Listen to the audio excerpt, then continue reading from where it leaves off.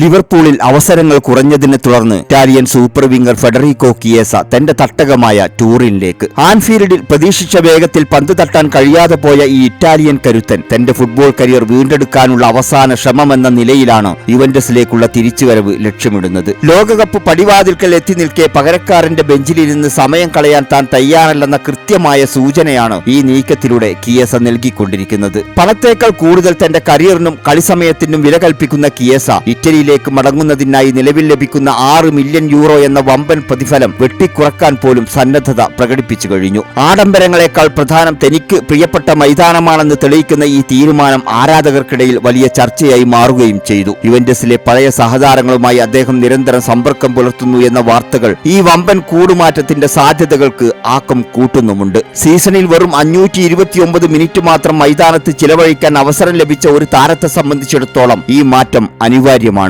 2 ഗോളുകളും 3 അസിസ്റ്റുകളും നേടി തന്റെ പ്രതിഭയുടെ മിന്നലാട്ടങ്ങൾ പ്രകടിപ്പിച്ചെങ്കിലും ലിവർപൂളിന്റെ ശൈലിയുമായി പൂർണ്ണമായും ഒത്തുപോകാൻ അദ്ദേഹത്തിന് ഇതുവരെ സാധിച്ചിട്ടില്ല. തന്റെ സുവർണകാലം ചിലവഴിച്ച ടൂറിനിലെ പുൽമൈതാനങ്ങളിൽ വീണ്ടും ആ പഴയ കിയേസയായി അവതരിക്കാനാണ് അദ്ദേഹം ഇപ്പോൾ കൊതിച്ചുകൊണ്ടിരിക്കുന്നത്. നിലവിൽ താരത്തെ വിട്ടുകൊടുക്കാൻ ലിവർപൂൾ തയ്യാറാണെങ്കിലും സാമ്പത്തിക കാര്യങ്ങളിൽ ഇരു ക്ലബ്ബുകളും തമ്മിലുള്ള വടംവലി തുടരുകയാണ്. 12 മില്യൺ യൂറോ എന്ന ലിവർപൂളിന്റെ ആവശ്യത്തിന് മുന്നിൽ ഒരു ലോൺ കരാറിലൂടെ താരത്തെ എത്തിക്കാനാണ് യുവന്റസ് ഇപ്പോൾ ശ്രമിച്ചുകൊണ്ടിരിക്കുന്നത്. ചർച്ചകൾ ഏത് ദിശയിലേക്ക് നീങ്ങിയാലും ഇറ്റാലിയൻ ഫുട്ബോളിന്റെ ഈ പോരാളി തന്റെ പ്രിയപ്പെട്ട സിംഹാസനം തിരിച്ചുപിടിക്കാൻ ഇറ്റലിയിലേക്ക് മടങ്ങുമെന്ന കാര്യത്തിൽ തർക്കമില്ല.